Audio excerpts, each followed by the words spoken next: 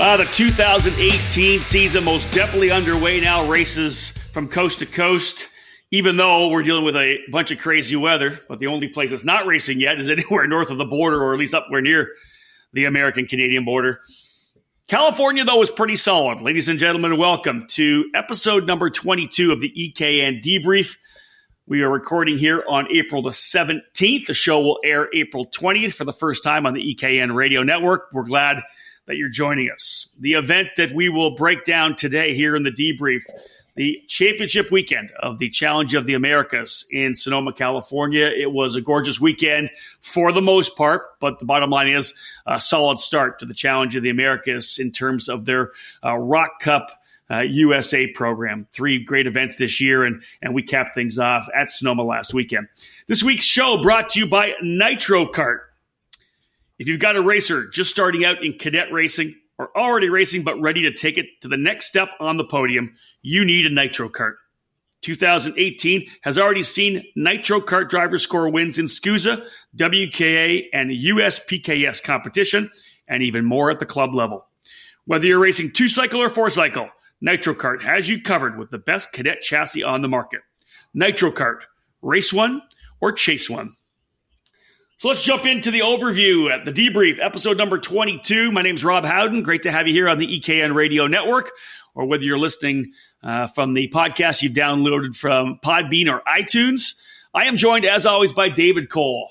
David, a pretty solid weekend in California. Nice warm weather for us. Not so much on the 12-hour flight home in terms of travel day yesterday? Yeah, 12. Yeah, it was not a fun day yesterday. You got lucky. I got lucky. You got lucky. You really did get lucky. Delta almost screwed me over. Thankfully, they did not. Obviously, they had delays with Minneapolis getting shut down Saturday, so a lot of their logistics was still catching up Monday morning, and luckily I was able to get home last night at 1 a.m. Yeah, I think I rolled in at about 1:30 myself. Just absolutely crazy. David, it's April 17th here in Ontario, as it is everywhere else, but 28 degrees outside my place and snowing right now. In years past, we'd be on track. We'd be driving right now. But this cold streak, this snap that's coming through and dropping snow everywhere is ridiculous. Like you said, Minneapolis getting flat shut down. This is unbelievable. This is crazy. I saw on Facebook somebody had their full karting helmet suit on while doing the snow blowing because they were anticipating to go to the racetrack that day. So it's definitely a weird season weather wise in the United States. On the flip side, as you and I break down the championship weekend of the Challenge of the Americas here on this debrief, Sonoma, California was pretty nice. You know, we rolled out of the airport on Thursday, and it was mid-60s. We hit In-N-Out Burger. It was perfect. Nice little drive up to Nevada to the hotel. Friday and Saturday, just nice weather. You know, it was 60 degrees at the start of the day. We got into the low 70s on both Friday and Saturday. Some rain came on Sunday. There's always seems to be a threat of rain when we're there in April. But, David, overall, just a beautiful weekend for us. It was like California dreaming, man. We rolled around, through the San Francisco area. If we had a top, we probably would have put it down because it was great to get that weather. I mean, Cal Speed wasn't exactly a lot of warmth. It was a lot of sunshine, just not a lot of warmth. Phoenix wasn't exactly, your Phoenix weather, but it was still good to be out of the snow. And then like I said, the last 2 weeks for me travel wise has been snow, sun, rain, snow, sun, rain, snow. Yeah, all kind of in that order. And you'd have to believe on an April race you were going to come home to spring in Grand Rapids. I'm sorry to say that, like me and like yourself. No spring yet. You will have to wait. No spring for you. I've been waiting to do the yard work. I guess I can keep putting that off now. That's true. You can do that. let's just talk about this cool weekend in terms of the fact that, we talked about it a lot during the EKN live broadcast too. A rebirth this year in 2018 for the Rock Cup program, as after 10 years of running the Rotax Max program, Andy Saisman bringing in the Rock package, the Rock Cup USA Association for 2018. That changes the overall price structure from those tickets to the Rotax Grand Finals to the tickets to the Rock Cup International Final at South Garda in October. Really, that was what was up for grabs going in this weekend. And there was a lot of people that were very excited and very focused and motivated to get to South Garda. The Rock Cup International Final, I've been there, a tremendous race. And you could see it in everybody's eyes when we were going into Championship Sunday. They wanted that ticket. All 6 of the drivers that did end up winning, I think this will be their first time going to the event. So that's kind of what one of the sparks of going to something new, something unique that you've never been to. And then just the fact of going to an international event such as the Rock Cup International Final is just an honor in itself, not only to win the championship, but to get this ticket. The micro champion getting a ticket to the Rock the Rio event in Las Vegas in November, as did the vice champion and the third place finisher in the other Rock Cup categories. So if you won, you're going to Rock Cup International Final, second and third, and the micro champion going to the Rock the Rio in Las Vegas in November. Let's talk turnout, David, because a brand new program launches with 62 Rock entries at Phoenix, goes 73 Rock entries at Cal Speed, and an increase to 78 Rock entries here at Sonoma. I think we were hoping for more. I think I would like to have seen us top 100, especially going into an area with a new local Rock Cup series at Sonoma. That wasn't the case, but nonetheless, steady growth throughout the whole season, which was definitely a positive. It was a positive. The Rock numbers increasing almost 10%. So it was a good trend in the upwards for that. And I think that's something that we'll see continue next year.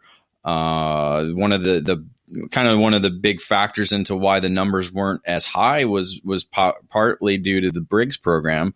There was basically no support. And I think you kind of have to factor in how last year we had a lot of good big numbers in those categories, because we had a lot of drivers who ran both the Rotax and the Briggs.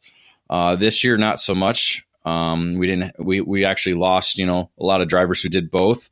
A lot of those drivers didn't even come back to the program. So, the numbers were, overall positive. So that's the one thing you have to look at. It was just there was no Briggs support this weekend, like we saw in the first 2 weekends, which is kind of weird, because we're seeing the Operation Grassroots program growing big in the NorCal area.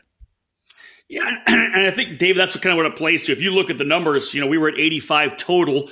The first round at Phoenix, we had 23 drivers in Briggs. Second round was 20. We ended up with 7. So if you look at the 7 compared to the first weekend at 23, there's your 16 difference. That puts 85 to 101. So the simple drop in the Briggs category throughout the 3 rounds really did stymie what could have been an over 100 entry event. Now, I think the other thing, too, is you look at being in Southern California, where, Phoenix had some more crossover. You had a bunch of guys come out and race. Southern California at Cal Speed, there are guys that, are racing on the Bridgestone tire. NorCal has decidedly become an Avinco kind of region. So all those KPX drivers who already have a ton of racing to do up there as it is didn't want to jump over, I think, and probably buy a set of Bridgestones to come and race the event, which is a shame. Would have been nice to have 20 or 30 guys come out and run. But I understand kind of the dynamic. We always talk about people not wanting to buy that extra set of tires if they're not going to use it for the rest of the year. Yeah, but again, when a big program comes into your area, like we've talked about, there's just that mentality of, I want to go beat the best, because, again, the challenge brings a number of top drivers, and you need to be on your game in order to win there. And we see it week in and week out. Especially even in the Briggs category. So, just that factor of, I want to go race against the best. It just doesn't seem to quite sit in people's mentality today. Looking at the numbers, the category numbers for the different classes, for me, the growth of the Rock Junior class, I think, was great. 15 at the first 2 races. Then we had 20 this past weekend. Same goes for Rock Shifter Masters. 3 at Phoenix, 5 at Cal Speed, 9 at Sonoma. So growth for the shifter kart categories as well within that Rock program and the Challenge of the Americas. Yeah, that's something we've talked about, that the Rock shifter package is a solid program that's getting a lot of notice with a lot of shifters around the country, and especially in NorCal. I think that was one the senior and the master's programs were probably one of the bigger classes that they've had at Rock Sonoma program over the first two rounds. So we knew we were going to see some good numbers there, because there's a lot of guys in shifter that love to love to race shifters. They don't want to go down back to the single speed stuff. And we saw some guys come up from Cal Speed that began down there, and we saw a lot of new guys, new faces that weren't with the program all season long. I think that speaks volumes in terms of what we're going to see when we roll out the 2019 Challenge of the Americas, very likely in Arizona. They'll start things off again in January. I would expect that we'll be back at Phoenix for the season opener. And again, this is going to essentially be 9 months now for the Rock Cup program to continue to develop and fuel itself in certain areas, to then develop that pool of drivers who will be looking to kind of get the season off with a cool spring training program in Southern California, at least in the Southwest, with California and Arizona. All right, so pretty decent weekend overall. 85 entries, as we said, and an increase in the Rock Cup entries. When we get back from this break, David and I are going to go into the Paddock Pass and talk a little bit about what we saw from the paddock, from our place in the Cooper Tire Broadcast Center, and as on the event on the whole. Stick with us. More to come here on episode 22 of the EKN Debrief.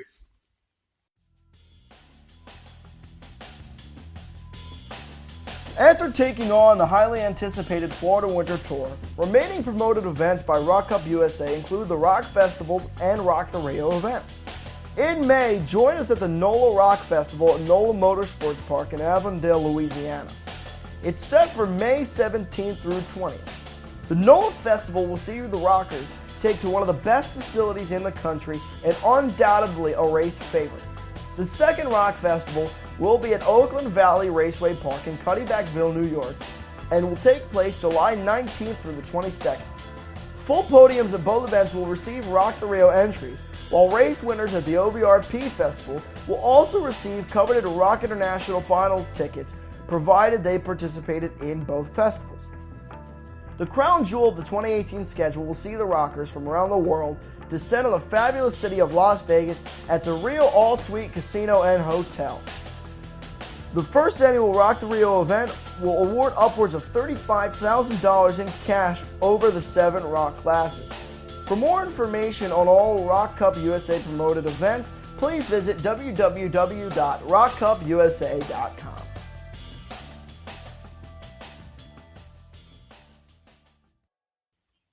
Welcome back to episode 22 of the EKN Debrief. Rob Howden alongside David Cole as we break down the final weekend, the championship weekend of the Challenge of the Americas. We were up in Sonoma, California, and some great racing for sure. And the track obviously always kind of plays to that awesome racing. Again, into the Paddock Pass now, presented by Cartlift. 15 years of bringing racers the best karting products is what Cartlift is all about. Whether it's the industry-leading winch lift, motorized lift stand, our stand-up tire changer, or our chassis skid plates, you can be sure that our products are well thought out and designed to make your race weekend more productive and to save wear and tear on your body and equipment. Cartlift kart stands, built in the USA, built to last. David, into the Paddock Pass here right now. Let's just talk about the racing first and foremost. Sonoma's badass. I love going up there. I know the paddock's not big enough for major races, but man, that track just always plays to incredible side-by-side racing. It really does. That's kind of one of the key components of why we go there, why the Challenge goes there, why a number of other traveling programs go there. It's just, no matter which direction you go in, there's just great racing that's produced because of the racetrack and just the way it's laid out. And it obviously provides a lot of drama, as we saw throughout the weekend. My view on the racing, I thought it was fairly impressive. I think that the senior drivers raced hard. I think the mini Rock drivers raced hard. There was some issues, some contact in the junior classes, but for the most part, fairly impressive racing. What were your thoughts? Yeah, I mean, again, the starts, they kept them slow, so there weren't too many issues. Maybe one or two starts that we saw some major contact or some major issues with drivers having against each other. Other than that, like you said, there was some contact here and there, but penalties were laid down in certain aspects. Overall, it was pretty clean racecraft. And I think you get the clean racecraft, plus you pair that with, I don't want to say an over-aggressive race official, kind of platform, but they called it. They were calling avoidable contact penalties, which I think was good. I think that when you have guys like Taylor Jocelyn and Mark Michione, veteran industry members and race officials, they're calling stuff, and they're using video. If you had that GoPro, you could bring that video in, and they were able to use those videos to kind of really get a good feel for it. And 85 entries. It's not a 200 and something entry event where it's just chaos in terms of being all this video and all these protests. There really weren't a lot of protests. There was a handful of them. They looked at video and they made the calls. I was happy to see avoidable contact penalties, because when that happens, there's got to be repercussions. There's got to be that that penalty if you decide to drive that way. Don't forget Angel Mata too, as well. He's been that's right. He's been part of the race staff there, overseeing with Mark and Taylor for the last couple of years now. And also they knew when to not make a call. We had an incident where a lapper was racing the leaders and got punted off the track. And it's like, if you get the blue flag for 2 laps in a row, move over and get out of the way. I mean, we all know how to look behind you. Get out of the way. And so a driver decided to move him out of the way, and that's what happened. And they left it alone because he was impeding the race for the lead.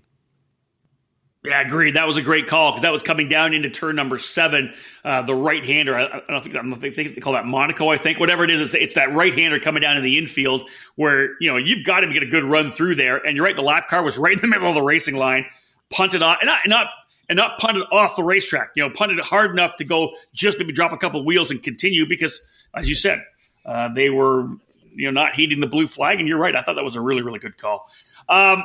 We talk about the racetrack, David. It really does promote clean overtaking, because a lot of the corners you need to make that wide entry. When you make the wide entry, that opens the inside pass, which of course allows the over-under. We saw a lot of great passes like that. But, tic-tac-toe, probably one of the more famous corner complexes in American karting. Always fun to watch guys pound over the curbs and really work it hard. Man, it actually bit a bunch of drivers this year, Dave. How many guys and drivers do we see end their races, and guys and girls, obviously, because Hannah Greenmeyer was part of it. How many guys and girls do we see off just on the exit tic-tac-toe having dropped chains? That was tough. I think the proper terminology was toe-tac-tick, going in the reverse direction. So there's no way I was doing that all weekend. No. I know. I just like to say that because it's fun.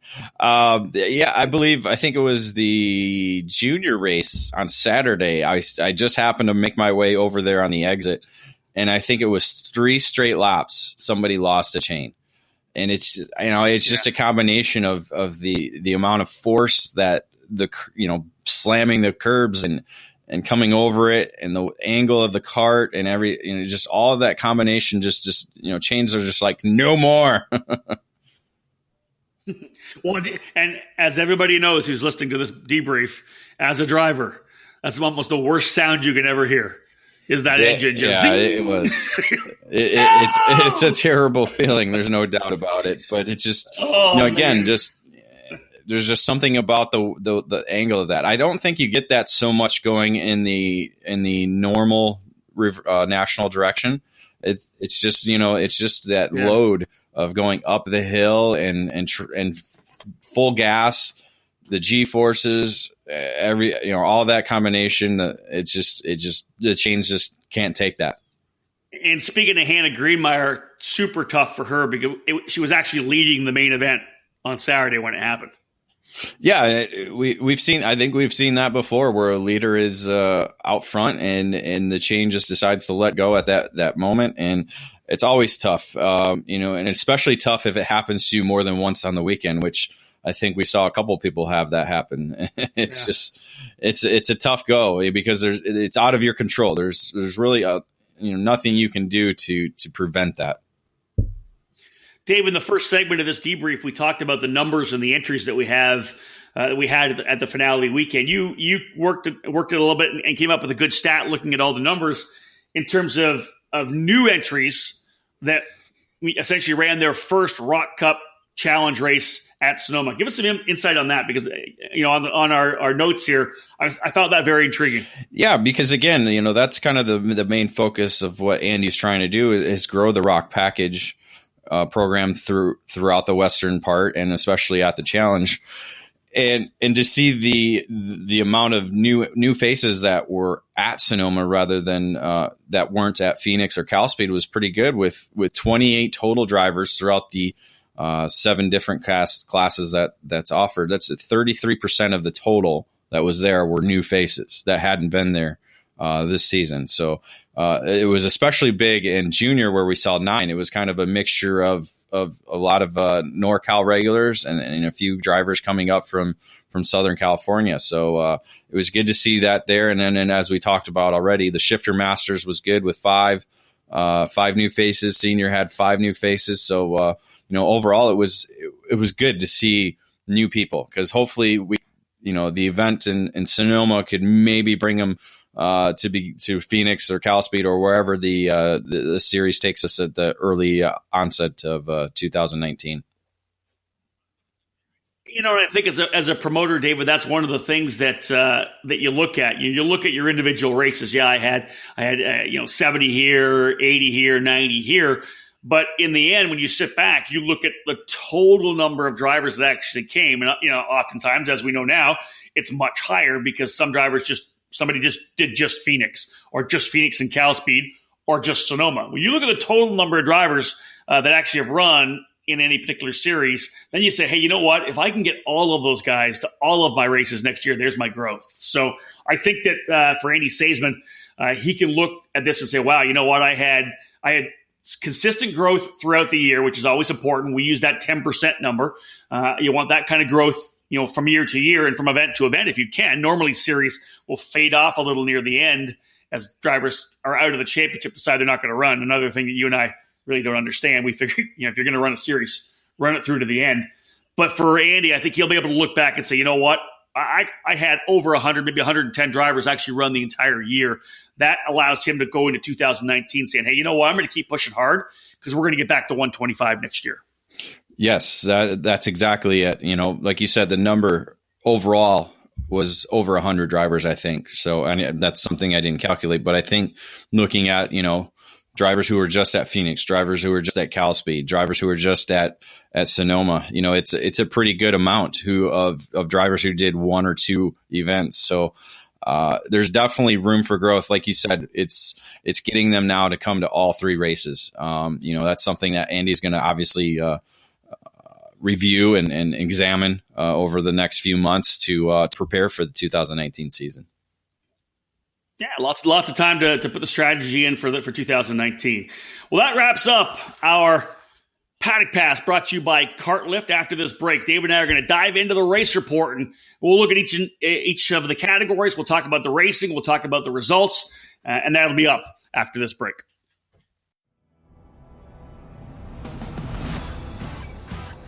If your dream is IndyCar, set your sights on the Mazda Road to Indy presented by Cooper Tires. The first step of the ladder system is the Cooper Tires USF 2000 Championship powered by Mazda, which prepares young drivers for the calculated jump to the Pro Mazda Championship presented by Cooper Tires, where increased power, grip, and aero downforce fast-track your training. The final rung is the Indy Lights presented by Cooper Tires program. The last 4 Indy Lights champions will be racing in the Verizon IndyCar Series this year, so it's a proven formula. At all 3 levels, you will race at premier venues on the same weekends as IndyCar. Showcase your skills under the watchful eyes of IndyCar scouts and owners. Former karters fill the roster of Mazda Road to Indy graduates like Spencer Piggott, Gabby Chavez, Zach Veach, Ed Jones, and 2017 Indy Lights champion Kyle Kaiser. Recent karting graduates like Oliver Askew are in the middle of their journeys as well. Follow in their footsteps. Fulfill your dream. If you want to race IndyCar, there is only one choice. The Mazda Road to Indy, presented by Cooper Tires.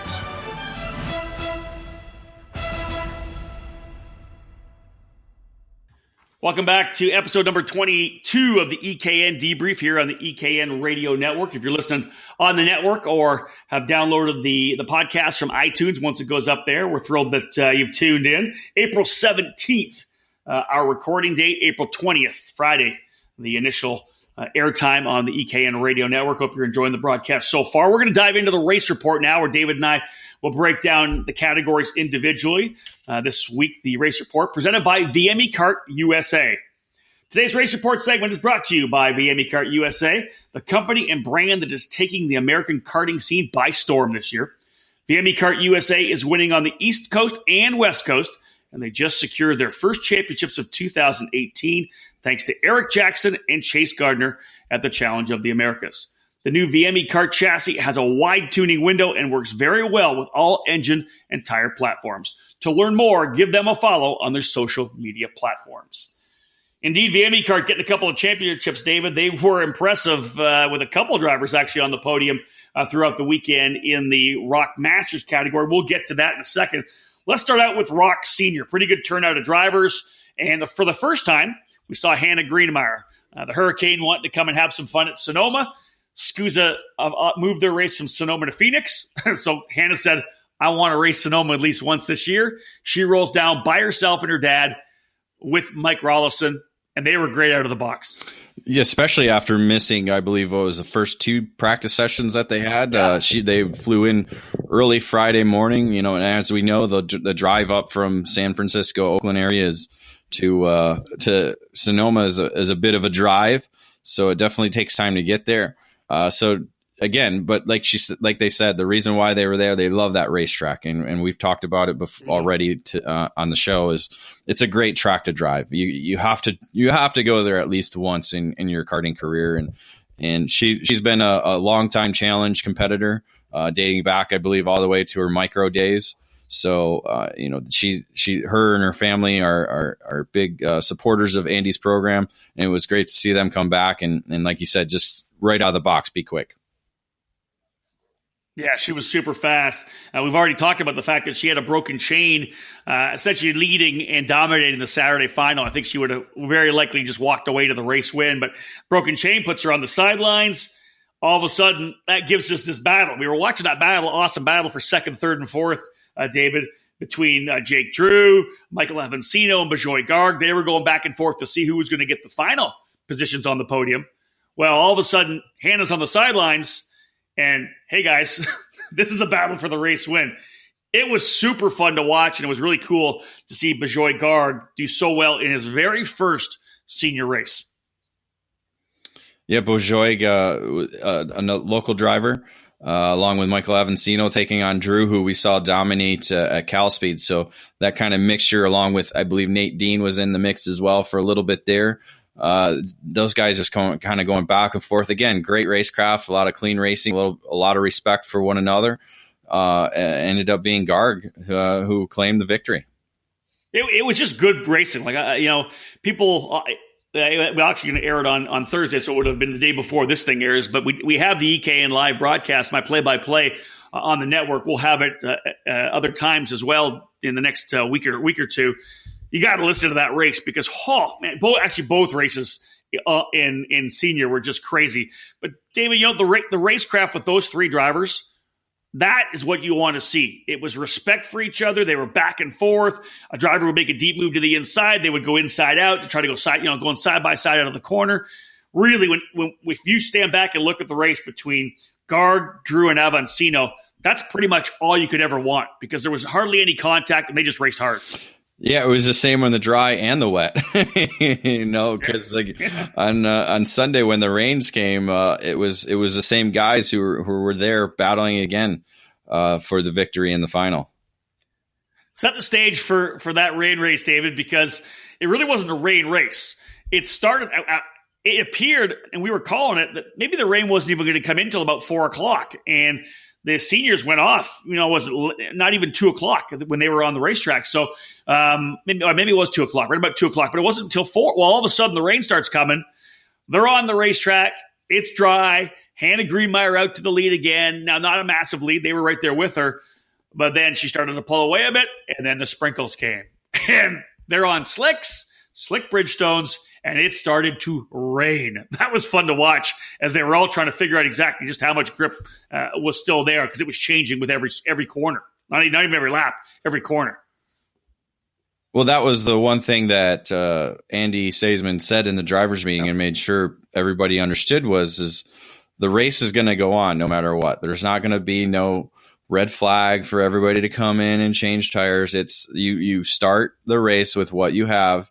And if the rain comes, you need to be able to drive and manage the weather conditions. And so that it was great to see it happen in senior. I would have hated to have seen it in mini or all that, where all the parents get involved and get crazy about it. But it was great to see in senior because we got to see these drivers step up and be able to show different, the way they could handle the conditions. Because like you said, it went from dry to wet, and then with maybe 5 laps to go, there was enough wind and the rain had stopped for it to dry out again. So everybody kind of went back to what I think maybe 80-90% of the dry lap time.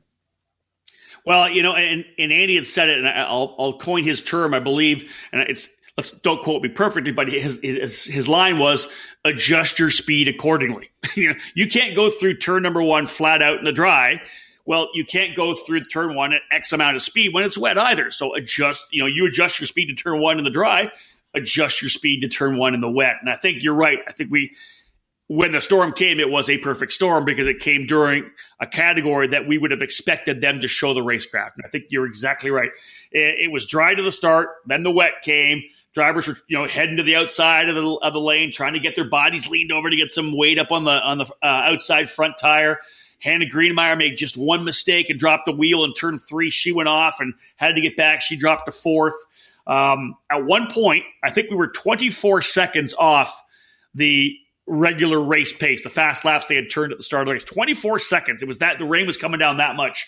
But when we got back, David, when it started, those last 5 laps, every lap was 2 or 3 seconds faster than the one before. At one point, I think we dropped 5 seconds in one lap as the track was drying up. If we're finding a dry line again, in the end, it came down to this incredible battle with Michael Avancino and Jake Drew, and Jake had a monster final lap, and Avancino looked like he was going to be good coming out of turn number 7, which leads over to 8 down to the bottom of the helipad and through tic-tac-toe.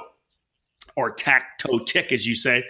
But Jake Drew got a monster run through tic-tac-toe, and the run up to turn 12, you knew it was going to be exciting. Final lap.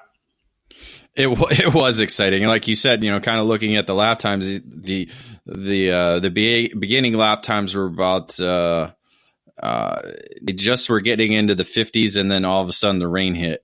And then, like you said, almost 20 seconds off the normal lap times.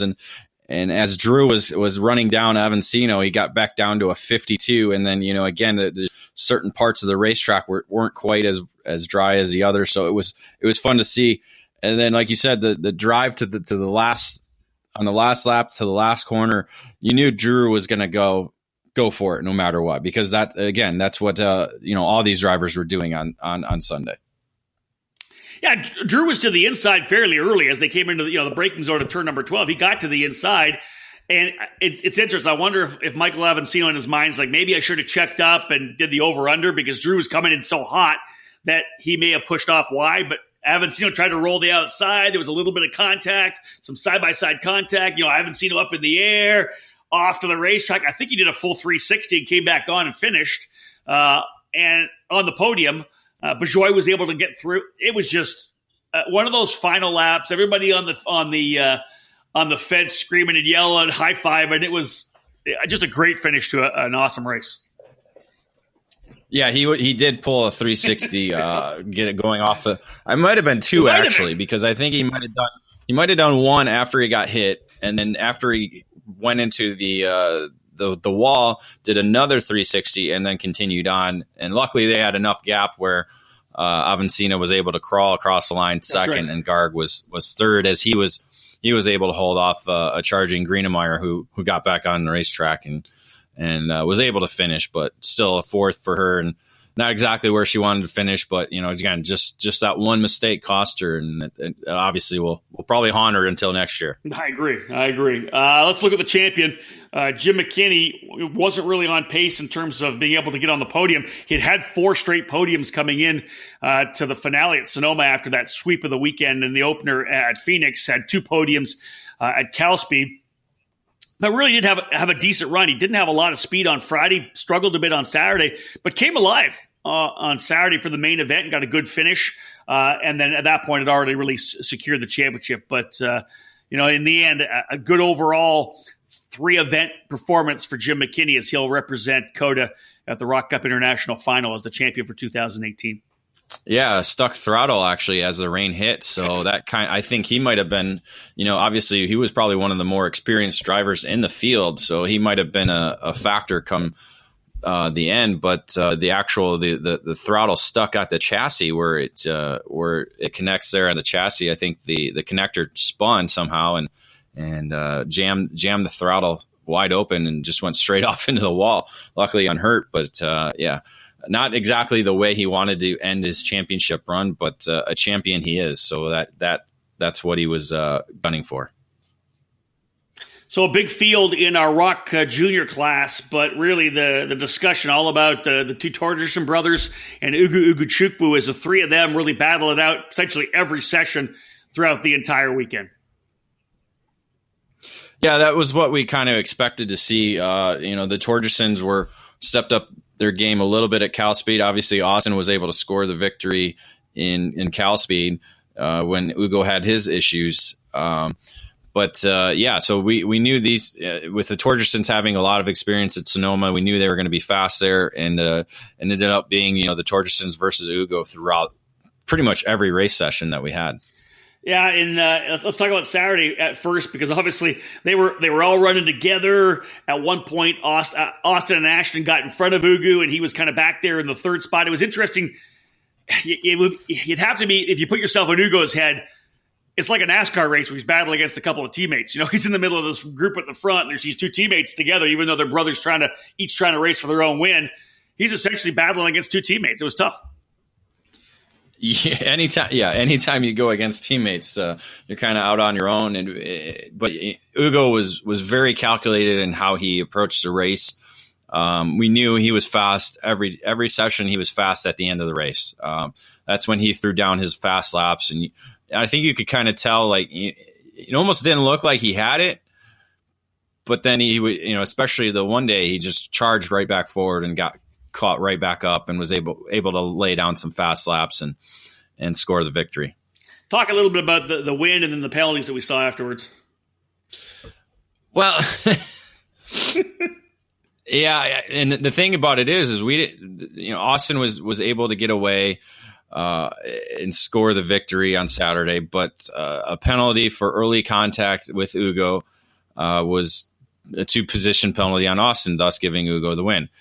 I didn't see the contact. You didn't see the contact, so it's hard to judge exactly what happened. And I'm really not going to go any further than that because I didn't see it. I didn't either. The officials made the ruling. It is what it is, and I don't think it had any effect on the championship because I think obviously with the way Ugo performed on Sunday, it was going to be his no matter what. But I didn't see it, so I don't know what else to say. Yeah, we really can't make any comment in terms of actually what happened. We were watching races. You look back in the pack and try to call some more racing in the back. You look back up front and you've missed a call. Now, kudos to the race directors and the officials. They saw the call. They wanted to make a play on it, and that's that discussion you have. If it doesn't really affect what's going on the racetrack, is it do you still want to call it? I think yes. I think if you're trying to stop poor racecraft and bad contact, you call it, regardless of anybody moves. If you lose a spot and the guy gets it back, you still got to call the contact. So that did change things on Saturday. Ugo Chukwu and finished second, ended up getting the race win. On Sunday, David, it was pretty wild because there was some lap cars after an incident and put some guys further back. Austin's leading. Ugo runs them down. Last lap pass. Those are the kind of wild finishes that you see, but just some tremendous racing. Well, I think you said it on the broadcast. Ugo was, I think he threw down, 5 or 6 purple laps. Yeah. So the fastest lap of the race at the end, trying to run down Austin. So that's where, again, I think, he was making he almost ran a conservative race where he's making sure he had enough at the end and knew he was going to be able to run down Austin. So it was a very calculated race for Ugo. And I think Austin kind of got into trouble with some lappers. That didn't quite help him, but he also didn't quite have the pace to run with Ugo when Ugo did get there. And Ugo's pass just really caught him off guard. And you could tell, like, as soon as Ugo got alongside him, he's like, where'd he come from? Almost type reaction. Yeah. And so that was all Ugo needed to secure the victory. Well, I think one of the cool things is you've seen a rival of a couple of really great young drivers, Ugo Chukwu and Ashton Torgerson. Eventually, Austin's going to move up to the senior category, but it was fun to watch all of them run this weekend in Rock Junior. Let's cap off this segment of the race report, again presented by VME Kart USA. Dave, let's talk about Rock Masters, because the race up front in that category was absolutely stellar. There was a cool story as well of a driver really digging in and showing some perseverance and showing some inner strength. But first and foremost, Eric Jackson coming in on the VME and really, I don't want to say dominating because he got pressure pretty hard on Sunday, but really taking control, winning a couple of races, 6 straight podiums, and he ends up with the championship. Eric Jackson was just really impressive in Sonoma. Well, it was a championship performance, and coming into the weekend with 4 straight podiums, adding his first 2 victories, obviously secured the championship for him. So, like you said, it wasn't a dominant performance, but, he almost kind of was a driver to beat as each day kind of went along, and you could kind of tell that. And he just had enough to be able to keep everybody at bay and not be able to really put a challenge on him in each of the finals.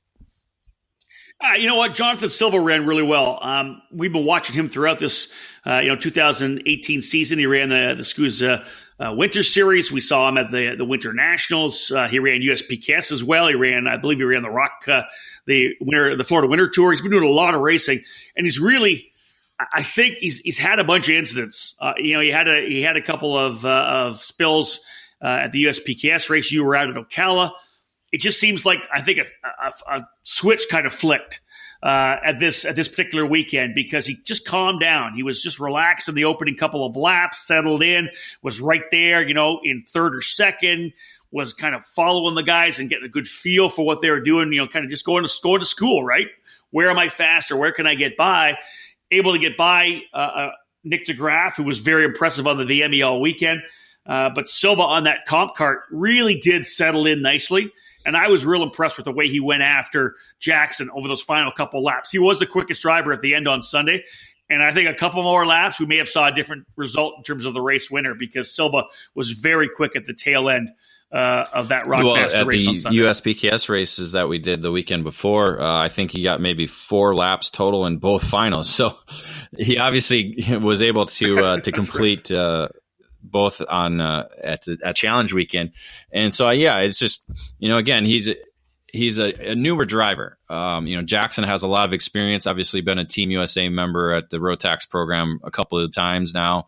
DeGraff has been one of the top Masters drivers throughout the California programs. So, Silva being kind of a newer driver to the category, he's obviously still learning. But one thing that he is he's very fast. He's able to lay down those fast laps. So now he's kind of got to put it all together, I think, and then he'll be able to get some victories down the road. Yeah, I think he's really got to kind of internalize and feel this past weekend and get a good and realize, man, the way I approached this weekend was the way I need to approach all the weekends. Get through cleanly for the opening couple of laps and then go to work. He's got the speed, so just get through the chaos of the first couple of laps, then go to work. Now, Dave, you and I, from the very get-go, when we were coming to the racetrack, there was some stuff online, some social media, where David Pergondi was talking about the fact that he had injured his ribs during Thursday practice. And anytime you see a Masters driver in particular injure the ribs on a Thursday, you're thinking, this guy's not going to make it. There's no way he's going to go through to Sunday. In fact, dude, I honestly believe you were going to be driving his cart sometime during the weekend. I figured Dave was going to say, you know what? I can't do this. They're going to draft Cole. He's going to race. This is going to be cool.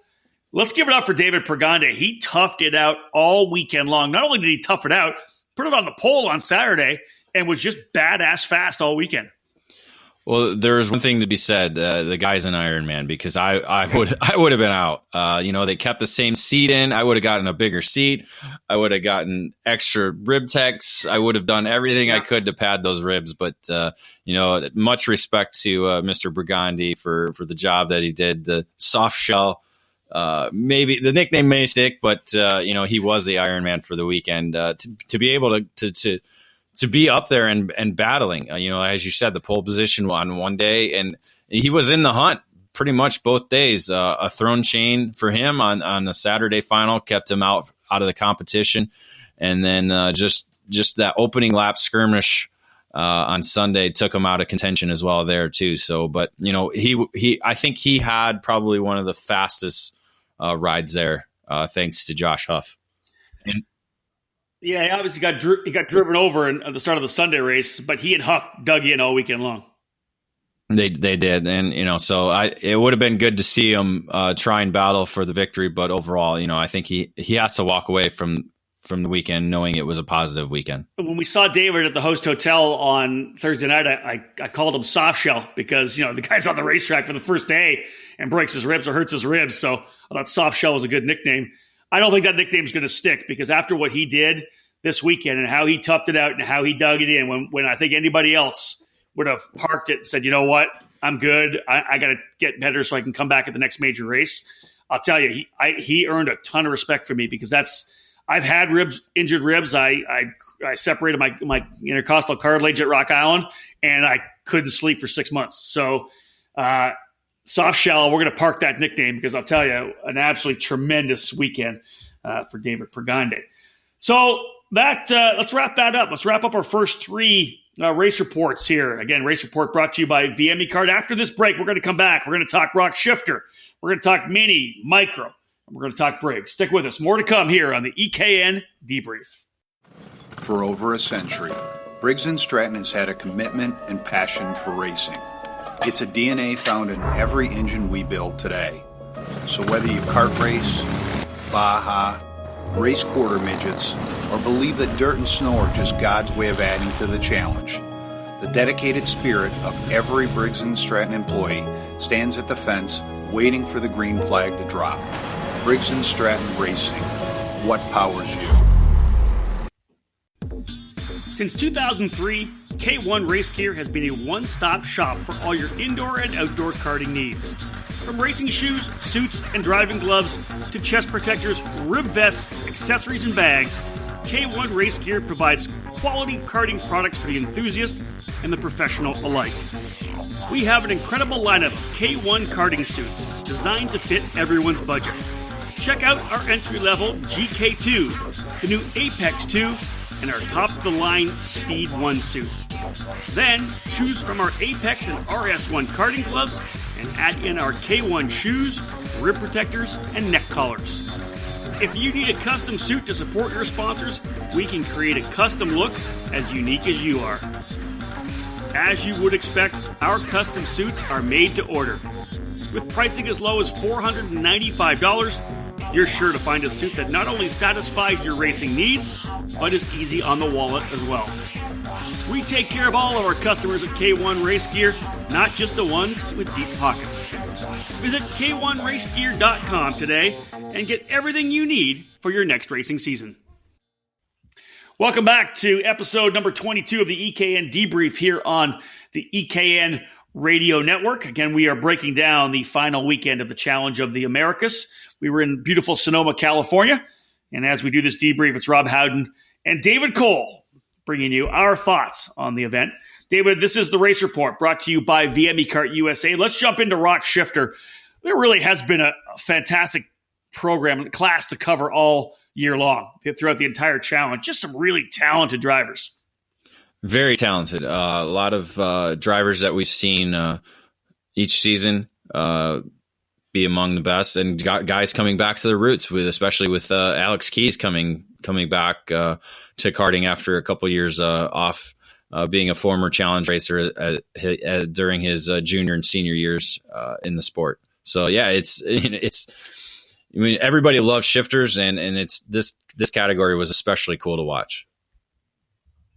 You know, for me to get guys like Hunter Pickett and Cabot Bingham coming out as well, there was some good local contingent that really made it exciting.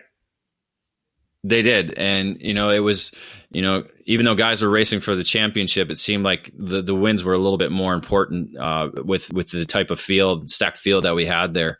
Probably anywhere between 7 different guys that could have ran for the podium, but it ended up being a split between Hunter Pickett and Alex Keys. Keys getting the victory on Sunday, Pickett on Saturday. For Keys, it was a championship clinching victory. So it was good to see him come back and do that. And Nikki Hayes, who was quickest on Friday, we thought was going to be there throughout the weekend, just didn't quite have enough to battle with those two throughout the weekend. So he ended up getting third on both days. Yeah, I think Keys is going to be interesting to watch at the Rock Cup International Final. Here's a guy with multiple race wins in the Red Bull Global Rallycross GRC Lights program. He's a talented guy, does a lot of karting, and I think he'll be impressive at South Garda in October. I'll jump quickly into Rock Shifter Masters. Patrick O'Neill is a guy that really has a handle on Sonoma. It's his home track. He's run Pro Mazdas down at the big track. He does a lot of shifter kart racing in the Masters class at Sonoma. Very, very quick. Kevin Woods was kind of the guy out of the box both days. He was the fast guy. But in the end, when everything shook down, it ended up being Patrick O'Neill who was able to double up and score 2 main event wins. On Saturday, Kevin Woods does end up getting in second, and Nick Firestone, who led the points coming into the weekend, got a really good run to third, where his primary challenger, Calvin Chen, was back in sixth. So that kind of still put that championship. A number of the titles were actually clinched on Saturday. This one's still wide open, of course. When we get to Sunday, again, Woods has some trouble, but O'Neill up front. Woods ends up going out. Calvin Chen drives up and ends up finishing second with Firestone in third. He's able to secure the title by just 2 points. It came down to the final race of the weekend for Calvin Chen. Yeah, just a fast lap on award or 2 positions in a pre-final. Right. It's tough to see something be decided that close, but that the points system that Andy has in place, it provides this type of drama. And so fortunately we were able to see at least one class go down to the wire. And for Firestone, he was trying to run down Chen in those last couple of laps, and I think if he had maybe 1 or 2 more laps, he might have been able to challenge him for that second spot and the championship. Yeah, I agree. It was a cool couple of laps at the end there.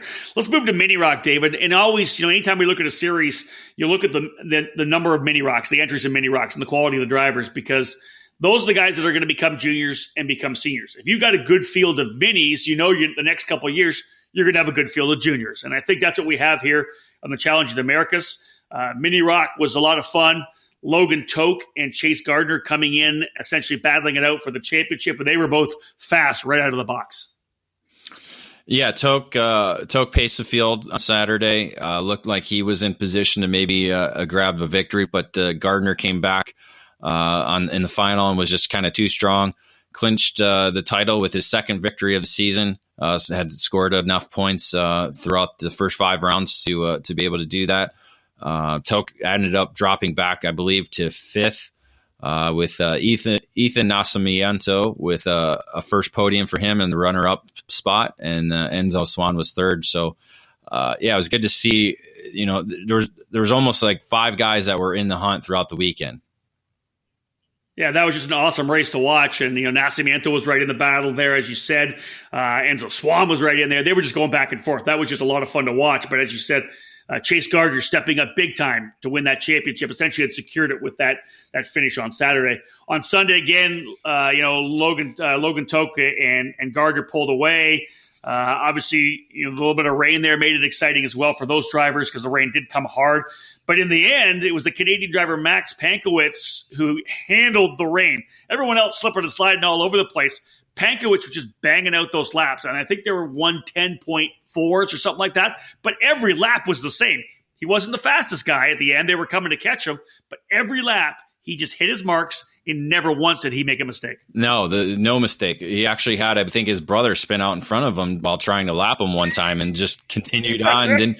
Didn't make a move, and just was able to keep fending off everybody, because everybody else just made mistakes on their own. So it was great to see him in his series debut to come out and show the way in the rain. Yeah, Logan Toke ending up in second in those challenging conditions, and Chase Gardner finishing up third on the podium to win the championship in Mini Rock. Did have a couple drivers in the micro rock category. Nico Sarfati made his debut with the series, a local driver winning on Saturday. Gage Jarvis sweeping the races on Sunday to score the championship. In the Briggs category, not a huge field, as David had said. Ashton Torgerson winning in junior over Tuesday Calderwood and Cooper Becklin. Austin Torgerson walking away with the race win on Sunday. Justin Gortz finishes second. Ryan Martin actually did not run the race on Sunday afternoon. David, let's move quickly into the EKN Trackside Live calendar presented by Klotz Lubricants. We're, just 2 or 3 weeks away from the Superkarts USA Pro Tour heading to the Spring Nationals. Phoenix Kart Racing Association for round number 2 of the SCUSA Pro Tour. May 18th, 19th, 20th, David will be heading to the WK Manufacturers Cup Series event at the Pittsburgh International Race Complex in Wampum. We got lots going on in June and July as well. I'll be heading to the Texas Pro Kart Challenge for a night race at the North Texas Karters event in Denton, Texas, June 7th, 8th, and 9th. I think it's a Thursday, Friday, Saturday, because we're running at night.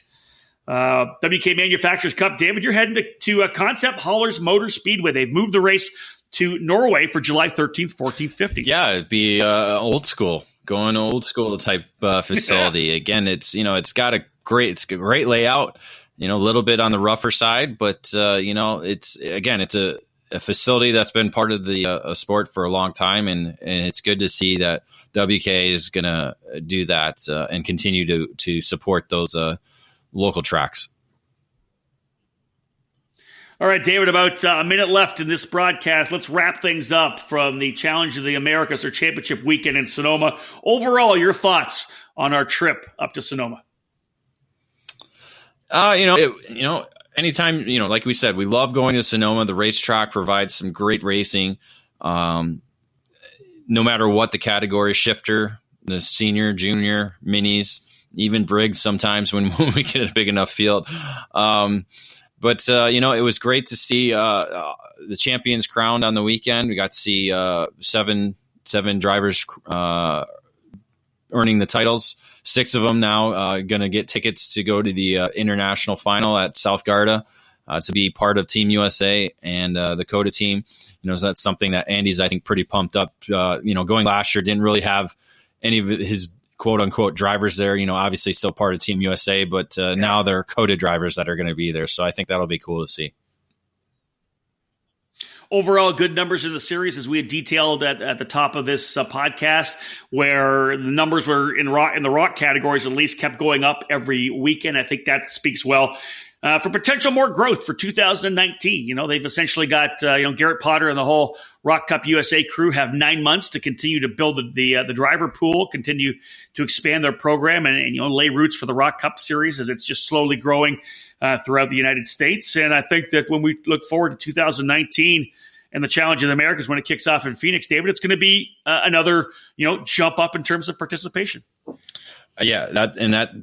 Like we talked about already, the numbers are kind of showing that already, and the work that they're going to do over the next 9 months to continue to promote the series. Obviously there's a lot of teams that were part of the challenge for a number of years that weren't there this year.